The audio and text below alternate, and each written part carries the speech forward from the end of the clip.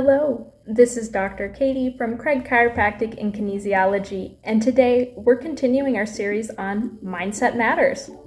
Now, in the previous video, we talked about how our mindset is important for our health and recovery, and how our mindset can sometimes actually sabotage our health. Okay, we can sometimes be our own worst enemies by the thought processes we believe and hold on to. And in the last video, we talked about some common phrases that we hold on to that are actually sabotaging us and our recovery. So today, in this video, we're going to talk about ways to overcome that. So the common theme we see in sabotaging your recovery is really this sense of numbing or disassociation. These are all fancy ways of saying we're not really dealing with the pain. And I get it. There's seasons in life. Talk to any parent, college students. There's seasons in life where you can't just always stop and take care of yourself. You have to push, and keep going on pure survival mode and adrenaline just to get through. And that's okay. But I'm here to tell you, all of your life should not be like that, and it doesn't have to be like that. And you have the power to change that, even in small ways, okay? And we're gonna go through some basic things you can do to start that today. So, the trouble with mindset is where we start to numb and suppress, and we're not aware of our own pain, emotions, or body. We become out of tune with it, okay? We start to wear our kind of a badge of honor of saying, like, I have a high pain tolerance, I don't cry, I don't have stress, and I'm not aware of my body. Here's how to reverse that, so we can slow down, help you get back in tune with the body God created for you, and ultimately help you feel better. Okay, so here's the first one. Number one thing, slow down. Most of the people that meet the categories for this, numbing or self-sabotaging are go, the fight, flight, doing things. These may be your perfectionists, your people that are constantly going, doing, and these might be helpful, wonderful people. Again, nothing bad about them, but they're sabotaging themselves and their chance to heal. So the number one thing you can do, if you don't take anything else away from this video, is give yourself permission to slow down. Even if all you can do is take a 10-minute block out of your day. Now, I hope you can take more, but even if you can just give yourself little windows, take what you can get. Little bits are better than nothing. So slowing yourself down. Life is not a race. Pace yourself. Prioritize breaks and quiet time. And when I'm saying quiet time, this is something like 10 minutes with nothing, like no phone, no electronics, no thinking about your shopping list or dinner or anything. This is quiet time where it's just you, okay? Some people like to do things like prayer and meditation during these times, but still, this is not a time to stress. This is not a time to think about dinner plans or anything else. This is a dedicated space just for you. Now, you might have to sneak this out during your drive to work. Maybe you have to go hide and lock yourself in a bathroom stall for 5 minutes. Whatever it takes, you need a dedicated, quiet time where everything else is turned off. Sometimes time in the shower can be like that too. Whatever it is, you need to set up a boundary that this is my time to let my mind go. Okay? So we're going to start there. The next thing we're going to do is I want to teach you some deep breathing exercises. Now, chances are, when you're in fight flight and you're going, okay, often it can feel like you're a steamroller or a bulldozer, just going from task to task to task. We're going to slow it back down, okay? What I want you to do here, I want you to go ahead and you're going to put a hand right here on the chest and one on the belly. I want you to take in a deep breath for me. Okay. Now, when you did the breath in and out, which hand did you feel? Did you feel the hand on the chest come out, or did you feel the one on the belly? The correct answer should be the belly, okay?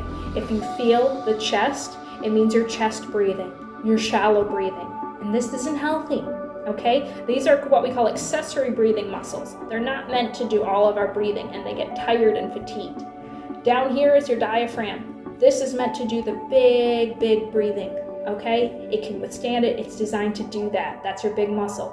So next time when you take that deep breath in, I want you to push out your belly. Okay, ready? You can go in through the nose and you can go out through the mouth. That is appropriate. So now that we know what that feels like, I want you to just sit with me. Take in that deep breath. All the way out. Let's do one more.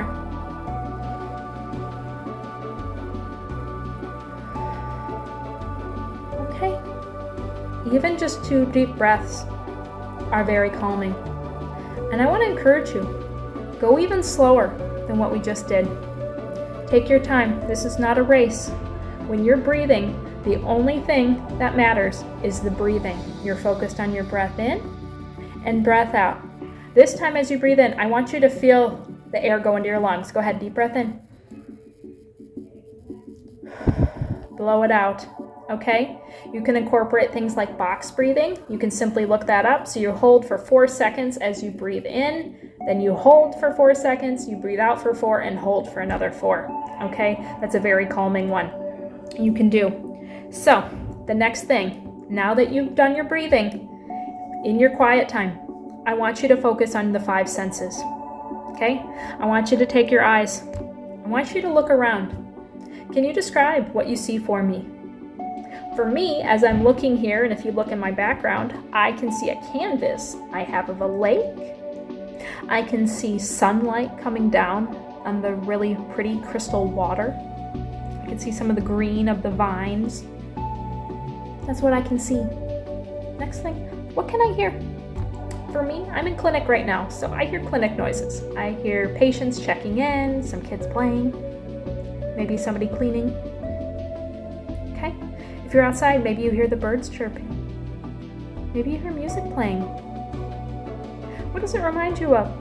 Have you heard it before? Next thing, nose. What can you smell? For me, it just smells like a clean clinic environment, okay? But maybe you smell something like an essential oil or something sweet. Okay, so we have those. What about taste? Now, this one is more when you have food, but maybe you can note, is your mouth dry? Are you thirsty? When's the last time you drank water? And then we're going to go ahead and do touch. What can I feel right now? I can feel my hands coming together warmly. I can feel this chair that I'm sitting in. I can feel my elbows on this firm table. See, that didn't take very long, did it? But that just calmed me. We did the deep breaths. We slowed down our heart rate, slowed down our nervous system. And that's how we get in tune with the senses in a very simple way. You didn't need any fancy equipment or anything. It's like playing I Spy. If you have kids, I encourage you, make a version of this with I Spy, but do it with all the senses. What can you see? What can you hear? And go through it. Okay, the next thing that might be really good is something called guided meditation. Now there's many apps and things that you can get, free videos on YouTube. I encourage you to look it up. There's even Christian versions, but all this is somebody walking you through a meditation. And what they do is they do the deep breathing we just did, but then they have you tuning into different areas of your body. So you're just focusing. So for example, in a guided meditation, they might have you focus on your jaw. So take a second, feel your jaw. How does your jaw feel? Is one side tighter than the other? Do they feel the same? Is there any pain? How about your head? And then you go through. It's a body check-in. This is excellent for those of you that are out of tune with your body. You start at the top and you work your way down, okay? And you note, don't take long, don't overthink it. You just come to your head. Do I have any pain? Yes or no? If 3 seconds passes and you can't think of it, the answer is going to be no. If you have pain, it's something that's there. You don't have to think about it, okay? And for some of you in the beginning, this will be challenging because many people don't take the time to do this. But you take your time. You'd be, do I have a headache? Yes or no? Well, my 3 seconds has passed and I can't think of a headache. So, nope, I don't have a headache. Then we go to jaw, neck. You can go out to shoulders. You can go out to arms, hands, back, hips, and you go down to your toes. It can be quick, but you just take a second. Do a body check-in, okay? Another good check-in you can do just to take a second is, am I thirsty? Have I drinking water? Maybe I should drink some. Am I hungry? Do I need a snack to bring my blood sugar up? Am I tired? All those kind of things are important, okay? These are body check-ins. So the moral of the story is to slow down, smell the roses, and follow some of the steps that we talked about today to get in tune with your body. Now this is going to take time, okay? But if you do a little bit every day, if you take 5 to 10 minutes every day to go through some of the steps we talked about today, pick the ones that resonated with you, go through these. Maybe it's easier to go through a guided meditation where somebody's talking you through it and calming you with breath cycles, okay? But these are steps that are going to really help you to get in tune with your body, to not suppress your pain or emotions, and this is going to help you recover and also help your doctor help you. All right. Well, thank you for sticking around and stay tuned for next time. Thank you.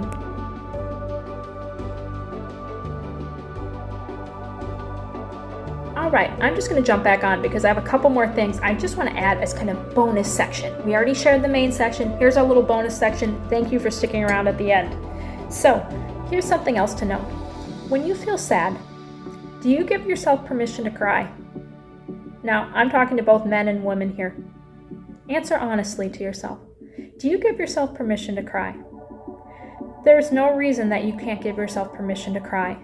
Crying is healthy in the right context.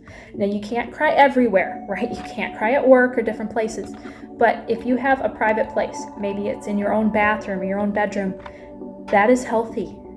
I know that seems counterintuitive to some people, that seems vulnerable, that seems wrong, but crying is natural and healthy and is a natural release that the humans are designed to have, both men and women. So crying, giving yourself a safe, proper place to cry will actually go a long way for your health.